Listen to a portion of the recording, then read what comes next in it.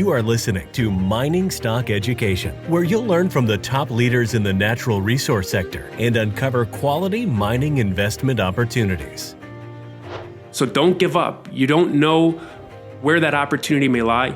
Knock on doors, be respectful of people's time, always be grateful, and don't try to be the smartest guy in the room, but try to be the guy that's able to get into the room with the smartest guys. And when you're there, be teachable, be humble, ask questions, focus on creating value for other people, and even people that don't need you, billionaires or people worth hundreds of millions of dollars, they'll respond, and maybe just because of what they see in you, maybe they'll offer you opportunities.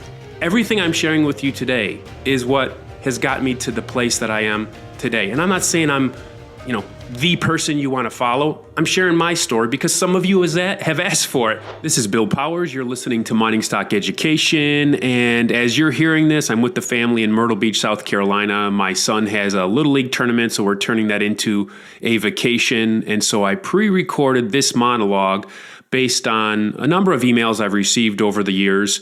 Some people ask for a little bit more of my backstory. Others, much younger than me, write in saying that they've turned $10,000 into $30,000, or they're speculating with $50,000 that they've saved up in mining stocks, and the show's been a blessing to them. Recently, I received an email from a person in Ontario, and this lady said she took $15,000, and it's about to be $100,000, and she attributes about half of her success to the knowledge that she learned on this show. I know that there's an audience out there that is younger than me and is using this show as one means to continue to create wealth for themselves. And so with that in mind, and that audience in mind, of the thousands of people that listen to this show, I know that there are going to be at least a few that would benefit from and be inspired with some wealth building principles, and maybe that I will share, and wealth building principles that maybe you wouldn't hear on the average YouTube video that's trying to tell you how to get rich. These are some of the things that I have employed. They flow out of my worldview and have led me to the success, whatever success I've had career-wise and investment-wise. These things have been a driver. And so I'm going to share that with you today, and with the hopes of inspiring particularly younger people that are listening to this show. So if you're tuning in only for mining stock investing information, which obviously we cover on this show, we're not going to be talking specifically mining stocks. I will, of course, mention that. But if that's the only reason why you tune in, I'll catch you on the next show. But perhaps there'll be something that I would say in this episode that maybe somebody you know could benefit from. So with that in mind, I'll share a little bit of my backstory and how I got to this point. And I want to do so by talking about how I met my wife. And again, the goal is to encourage you to be successful in your career and in your investing. And so I bring up how I met my wife because I married my college sweetheart. We just celebrated 19 years of marriage. And when I was first introduced to her at an event via a mutual friend, I initially was very interested and wanted to get to know her. And as I initially sized her up, thought that would be somebody that I would want to marry. And so when I approached finding a spouse, and this is going to correlate back to how you can achieve your goals, but when I assessed what I envisioned the end result. I envisioned the marriage I wanted. I envisioned the family situation that I wanted. And coming from a divorced home, I didn't want to repeat that. Although my parents are wonderful, I didn't want to repeat that in my own family unit. So therefore, as a 20-year-old, I would be spending Saturdays in the library reading books on marriage and family, whereas a lot of the other 20-year-olds, my peers, they would not be that long-term thinking at all. In fact, their assessment for finding a potential spouse is the person attractive, and their thinking wasn't beyond the first date. Well, I had a long-term thinking. I had the end goal visualized. And when you want to achieve success, you want to start with that end goal. And then from there, you want to work back and say, am I doing today Am I becoming today the person that could fulfill that? So in terms of a spouse, I had to ask myself, okay, what do I want in terms of a marriage and a family? And then am I becoming the person that would attract such a spouse? Oftentimes we talk about what we want in the other person, but we forget to talk about what we need to become to attract that quality of a person. And so after I met my wife through a mutual friend, I saw her in the college bookstore and we were actually checking out close to each other. And I got so anxious that I didn't even say anything to her, even though I had been thinking about her for weeks after we had met. So in her mind, she later told me that she thought, oh, well, he doesn't even remember who I was. Well, that was not the case at all. And so then I said to myself, what did you do? That was your opportunity to follow up, to say something.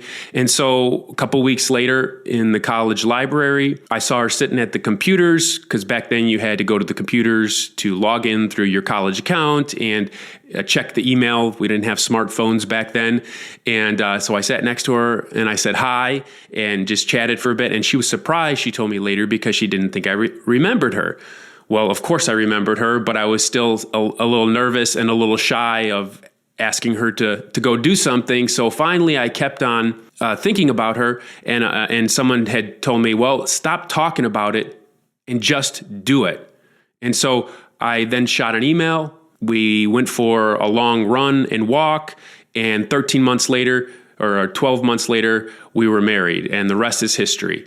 So that friend that said, you got to just do it, I'm saying to you, with your goals, what you see that you want, that visualized outcome that you want for your life, for your career, one of the reasons why you would listen to this show, to gain knowledge, to multiply your wealth, are you doing what it takes? Are you improving yourself so that you can become the person to achieve those goals?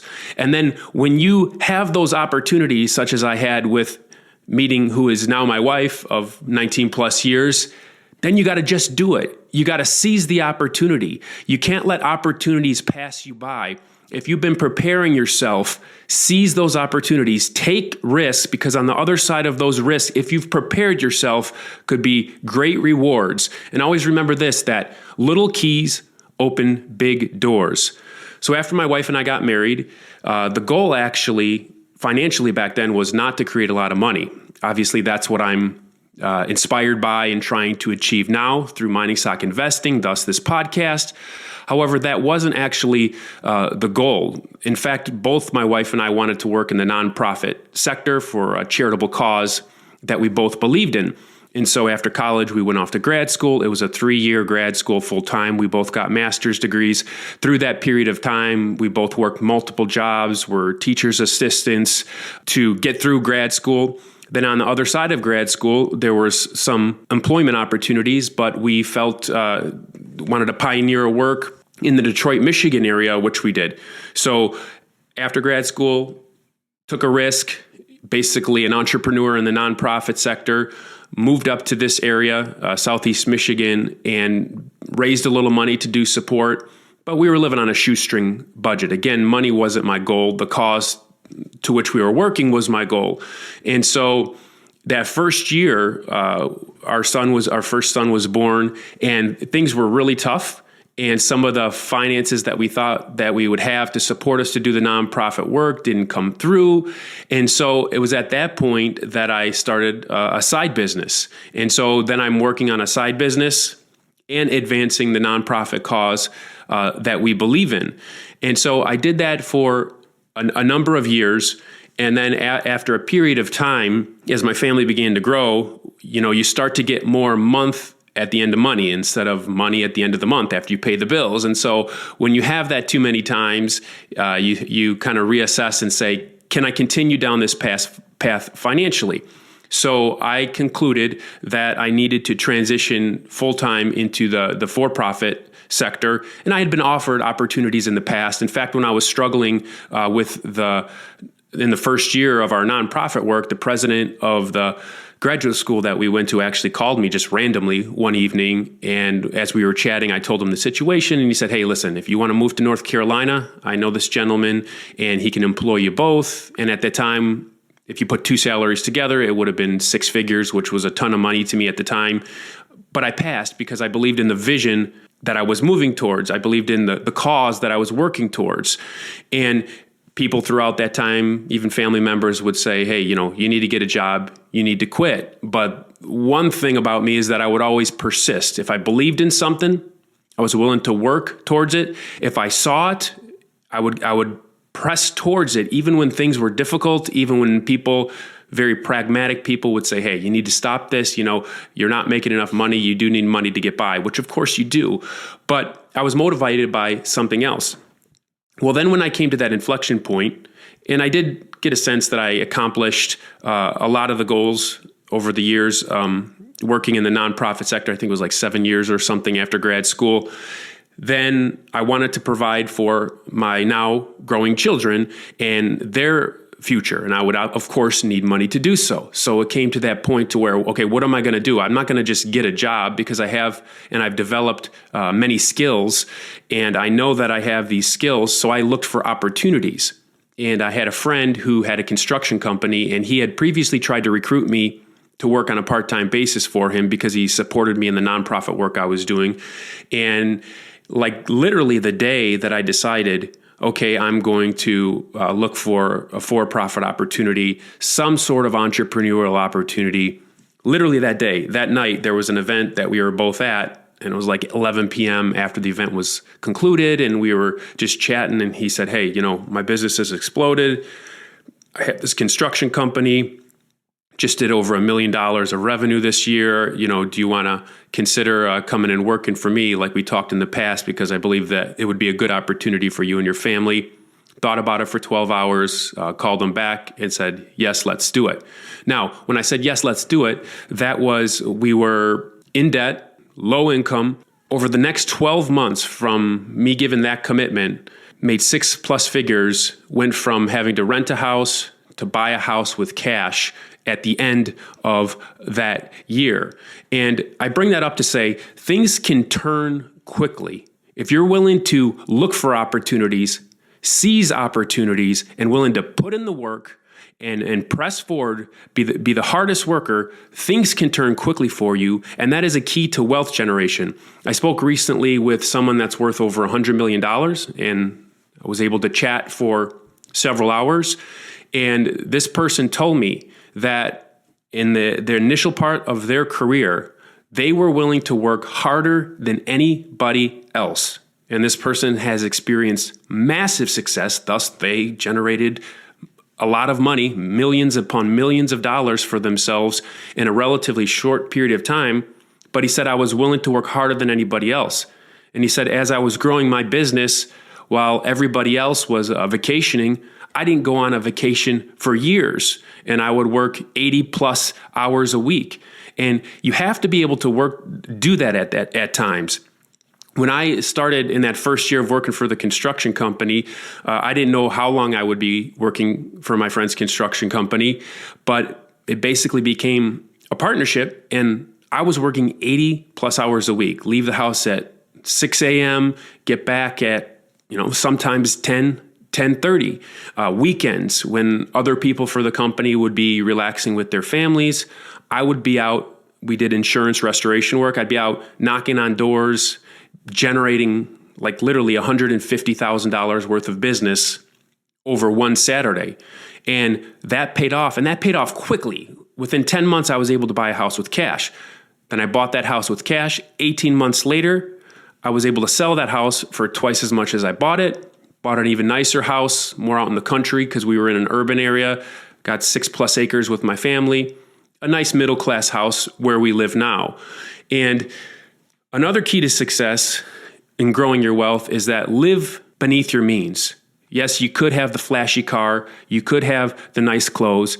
Maybe you could get qualified for a loan. But then all of that money that you're spending on a month-to-month basis on things that aren't generating you wealth, that may give you more of an appearance of having the status of wealth, those things aren't actually going towards growing your wealth. They're hindering you on a month-to-month basis because they're bleeding your cash flows.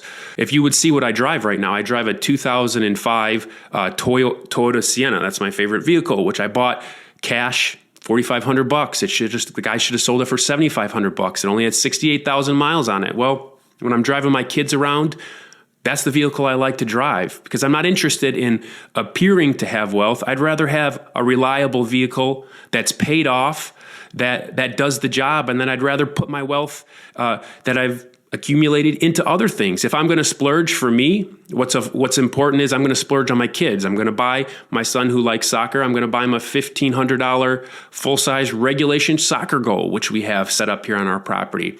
I splurge on trampolines. We have 2 massive commercial grade 13 by 23 feet long commercial grade trampolines that the whole family can jump on at the same time. $2,500. My other son bought him a $400 baseball bat. They're on travel baseball teams. My little girl is a level 7 USA gymnast, which costs a lot of money every year. Well, for me, and what's important to me, if I'm going to splurge, I want to splurge on other people. And that's one of the motivating factors that I have as I'm generating wealth through my business, through businesses that I've had in the past and worked, and through mining stock investing, is that my goal isn't just to spend it upon myself. And I'm not saying it's wrong to have goals of generating wealth so that you can have nicer clothes, a nicer house, a nicer car. I'm not saying that's wrong. I am saying limit that so that you don't overspend too quickly before you have wealth and you have assets and you have passive income that can then support that spending. But if you can be motivated by a factor beyond just giving yourself something, some status, recognition that comes with wealth, or buying some fancy thing for yourself and splurging on yourself, if you can be motivated by something else, it's a more powerful and more sustaining motivating factor for me to be motivated to provide for my family, to provide for my kids' education, extracurricular activities, all these things that they can have, and to support charitable causes. That's a stronger motivating factor for me than just having money so that my life is a little more comfortable for myself, because now I support on an annual basis charitable causes, the same causes, even some of the people that supported me, I now support in charitable work that they do, but I'm able to give even more than I earned. I give more on an annual basis than I earned myself when I was doing that very work. And so that's one of the things that motivates me. And that brings me to a point in terms of wealth generation that I'd like to point out that perhaps you wouldn't get on many people that are talking about how to generate wealth is be generous. Think of others. My parents taught me to always give at least 10% of my income to charity growing up. They taught me that as a little boy and as a teenager, and that's something that I've taken with me. And even when I was struggling financially, when I was doing nonprofit work, at times I would give up to 20% of my income to charity, and I didn't have a lot, but I just believed in the principle that if you sow, you will eventually reap. Some people call it karma, but I operate by that principle that if you're generous, if you give to others, it's going to come back to you, and it'll come back to you in ways that you may not expect and from locations and sources that you may not expect. And a key to generating wealth too, that I've learned along the way, is focus on creating value for somebody else. Don't just focus on what you want for yourself. Again, get your eyes off yourself. If you want to be successful and if you want to generate wealth, don't be self-absorbed. If you can focus on generating wealth for somebody else, as a result of that, and providing utility and value for somebody else, as a result of that, you are going to end up getting wealthy. Have you ever talked to somebody on a cell phone and you're talking to them and then they put you on speakerphone? They put the speakerphone down on the counter and they open a bag of Doritos, and they open the bag of the Doritos right next to the microphone. Their mouth is 4 feet away from the speaker that's sending you the audio signal, and they're crinkling the Doritos, and then they take the Doritos out and they're crunching it in your mouth. They're having a conversation with you, but they're not prioritizing you. They're thinking about actually themselves, and they're hungry. They want Doritos, not even realizing that all this crinkling is like an explosion. It's like thunder and a thunderstorm in your ear, right? I had a guy that tried to sell me a life insurance policy, a young guy once, and he's on speakerphone in his office, probably leaning back in his chair like a big shot, even when he's just out of college trying to start his business. I have the phone to my ear and he's probably 10 feet away from a speakerphone. I can't even hear him. And I finally had to tell him, I said, listen, are you on speakerphone? I can't even hear you. And I'm losing patience trying to listen to you. And then he said, okay, I'm sorry. And he picks up the phone and then I can hear him as he speaks into the receiver. Okay. Those people, when they're speaking into the phone, they're not thinking about the other person. They're not thinking about the listening experience for the other person. Well, you need to think about how you can create value for somebody else. And when you start a business, or even if you're an employee within a business, if you can think along those terms, you're going to look for opportunities to create value or utility for somebody else, and people will respond to that. People will refer you. People will give you blessings, financial blessings that you may not even think. And that will open up doors of opportunity. You won't need to ask for referrals. People will be beating down your door with opportunities or asking for you to service them. And so focus on creating value for somebody else. And don't be limited by what you see. Just like I shared the story of how before I was married and before I even met my wife, I visualized the outcome, and I worked back from there, and I tried to become the person that could obtain the wonderful wife that I have now so that I could create the wonderful family that I have now. And through that journey in the nonprofit work, I created something that didn't exist. I wasn't only limited by what I could see. And at times there were people that would say, listen, you need to stop this. But there were also people that would encourage me in what I was trying to do. But because I had that vision, it kept me going when things were tough. And even with this podcast and what it's become, when I got involved and interested in mining stocks in late 2015, early 2016, I tried to find information specific to mining stock and investing. And at the time, I realized that there was not a lot of information out there on it, really on YouTube or especially in the audio podcast realm. And I mean, I looked because I was working in construction at the time and I wanted to have a bunch of mining stock investing inputs so I could learn. And so because of that, I said, you know what? I'm not an expert, right? And it's going to be called Mining Stock Education because hopefully it provides educational content, but it's actually going to be my own education as I do it. So I just started it as on the side, and I started it. I'd get up at 4 a.m. before I go to work, running crews, managing 30 people. And I would get up and I would do it at 4 a.m. before and put together some of those initial videos. And then I'd interview somebody in London at 5, 6 a.m. my time, or somebody in Vancouver at 7, 8 p.m. my time. And I just did what I could on the side because I saw the potential for what it could become. And it evolved into what it is now. And now I'm a full-time investor. I run this show, and I had this vision for what I'm doing now late 2016, December 2016, after focusing on mining stock investing for a year is when I had the vision for what the show has become and for what my investment portfolio has become. So I wasn't limited by what I could see. I devoted the time and attention to it that I could, but I also made learning about mining stock investing my hobby. And that's another key point that you need to do. Your hobby has to serve the end goal of accomplishing your goals. So if you do fantasy football, fine, but are you taking away, or your golf, you like to golf, that's fine. Golf costs you money, not makes you money unless you're really, really good, which you probably won't be on the PGA Tour. So are you, with your free time, is your hobby making money?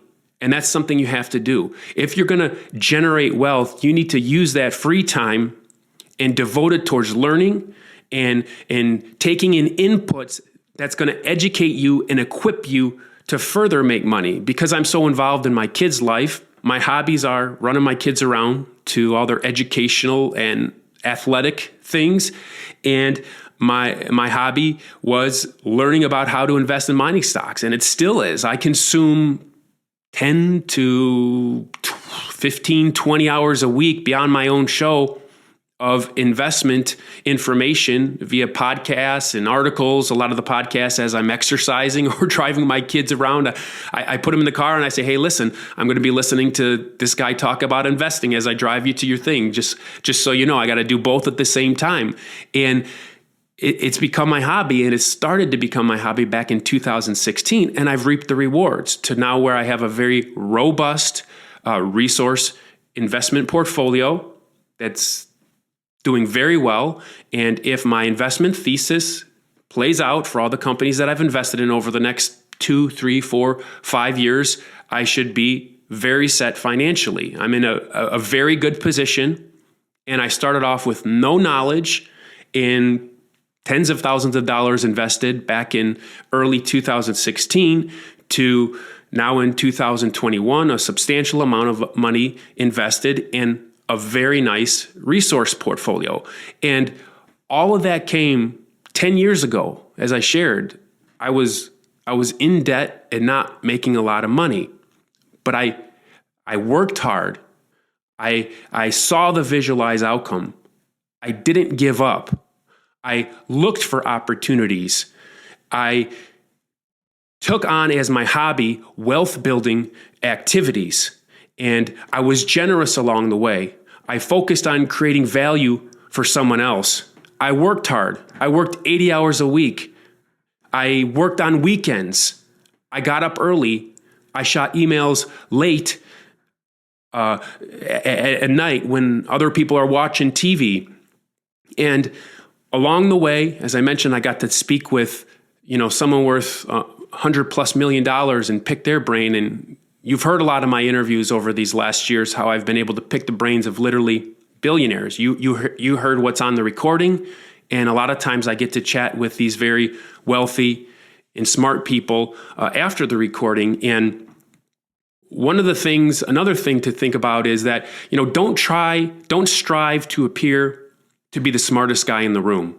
The show is called Mining Stock Education. I didn't start off with that much mining stock knowledge. I'm a lot smarter now, 5-6 years later, than I was when I started. And I feel like I've had some success under my belt, and I feel like I can have a lot more success in the future. And there's a lot more opportunities that are opening up to me. But, stay humble. Don't try to be the smartest guy in the room, because I'd rather be the dumbest person in the room with some of the smartest guys in the sector, whether that's mining stock investment, as I've been able to speak to a lot of these very smart people, or even when I was in the nonprofit sector. When I was in the nonprofit sector and I was growing the organization at that time, I reached out to somebody that had the success that I was striving towards, and I drove from Detroit down to Atlanta and said, can I talk to you for a day? He gave me a couple hours of his time in the afternoon, and then drove back to Detroit. You said you drove from Detroit to Atlanta just to talk to a guy? Yeah,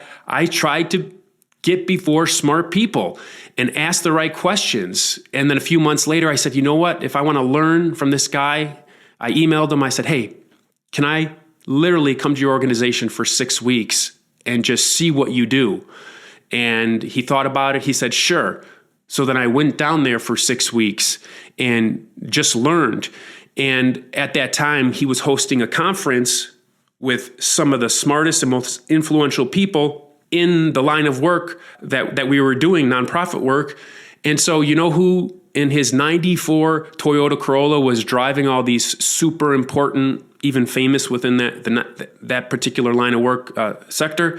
It was me, picking him up from the airport or driving him to the airport. What gets to happen during that time? I get to talk to these people. I get to pick their brain for an hour as they're sitting in the passenger seat of my 94 Corolla.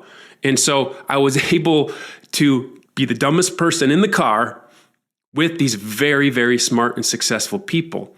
And that has been something that has propelled me forward, is because it's better than any book you can read. And you do that by being humble, by respecting people's time, and by knocking on the little doors, because small keys can open big doors. And yeah, there may be 1,000 closed doors, but maybe it's that 999th door that's going to open. So don't give up. You don't know where that opportunity may lie.